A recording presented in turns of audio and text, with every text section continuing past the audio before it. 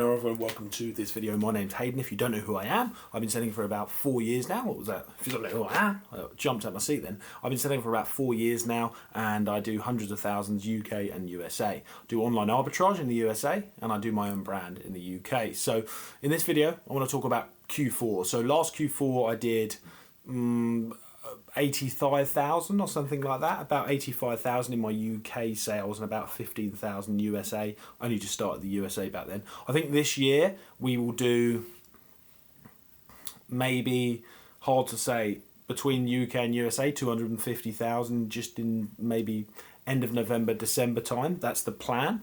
We will see how that goes. That's with both of them combined. But we definitely do 250,000. Well, not definitely. Unless something goes wrong, we should do 250,000 November and December. And yeah, we had really, really good profits last year. I think it was about 20,000, 25,000. I think it was net profit. I'll have to get the books on that.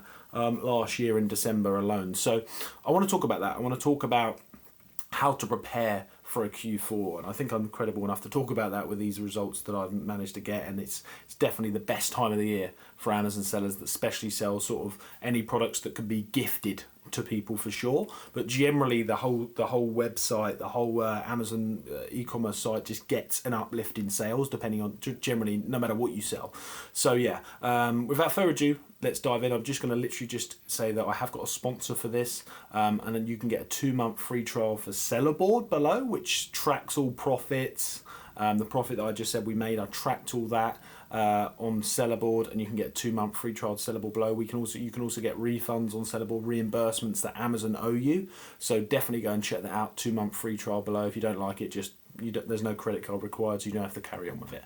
So let's dive in to the video. How to prepare for Q4. Let's go. So Q4, best time of the year, as I say, for a lot of Amazon sellers, certainly for us, but it's not going to be if you don't prepare for it. And I had a lot of Q4s where I didn't prepare for them. So here's how I'm doing it. Depending on whether you have your own warehouse or whether you have a prep center, you need to send a list to your prep center, or they should be asking you for this, or you need to sort this list out for your own warehouse in terms of the logistics. The logistics are the most important part of this. If you can't send the stock to FBA, if you can't send the stock out yourself, MF, then you can't reap the rewards. So most people have the issue of underestimating, we certainly did, the sales, and then all of a sudden you can't get the stock in quick enough, or you haven't got the cash flow to do it when the sales go absolutely crazy. And they can go absolutely crazy. And then another big issue people have is that they don't prepare enough, and they don't hold their prices enough for December. And they try and get rid too soon. So for example, last year I think we had a lot of our stock sold literally on like the 15th onward of Christmas. That was when everything was going out of stock for us. And if we just hold the fort a bit more, and if we just stocked up more and took even more risk, and this risk vs reward is up to you, by the way, but I know certainly for us, if we just held out that little bit longer, we could have reaped the rewards and got even more sales. So here's what you need to do. You need to get a list of your top sellers, and I would do this in order of your top sellers, best sellers to worst sellers. Prioritize them in terms of best sellers and worst sellers, and profit. Okay, so look at your best sellers, look at your worst sellers. If your best seller has the worst profit, then maybe that's not where you're going to invest your money.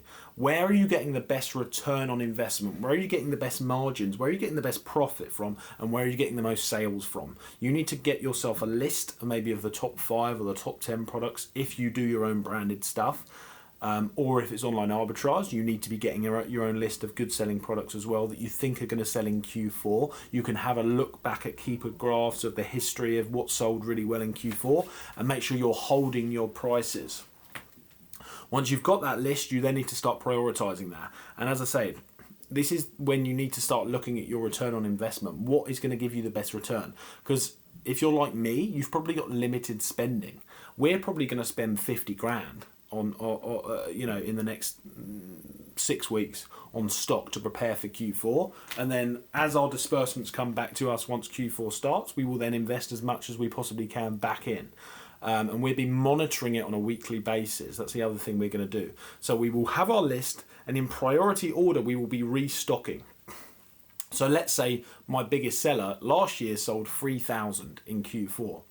I would probably get, if we know that we sold out by the 2nd December or the 10th of December, I would do maybe 4,000 this year. And then we would monitor it very, very closely. And then go in order in your best sellers down like that. Same with online arbitrage. If you do online arbitrage or wholesale, you need to do that in your best selling orders and then look at what sold good last year, what didn't, etc. The thing is, if you've got a lot of SKUs, you're not going to be able to keep everything in stock. That's just the truth, unless you've got the money to do so.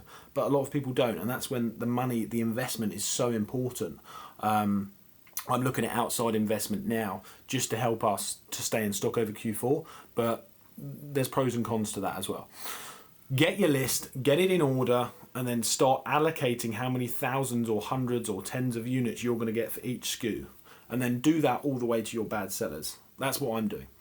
Once you've got that, in the run-ups, say end of September, October, November, December, when the sales start to come for Christmas, then you need to start monitoring that weekly. We have a meeting. I have a meeting with my business manager, my virtual assistant business manager. He's not a virtual assistant, he's a freelancer. Virtual assistant, I've never understood why people call them virtual assistants, because they're not virtual, are they? They're real people. I've got a meeting with my business manager, my freelancer, who looks after all the reordering for us and he liaises with our prep centres on every Monday in Q4. So they start at the end of September, and October, November, December we do weekly meetings every Monday. And what we're doing is running over every single SKU, starting from the best sellers, working our way down. And if we can see something is understocked, we will reorder it. And we're looking at it really, really, really carefully. And this gets harder and harder the further you go into Q4. The further you go in, it gets harder and harder. So you need to be maybe doing a meeting every Monday and Friday, for example, so that you can prepare your prep centres, so that you can prepare your stock. But if it gets to a stage where you just haven't got the money for it, then that's a different story. There's a lot of risk that comes with Q4.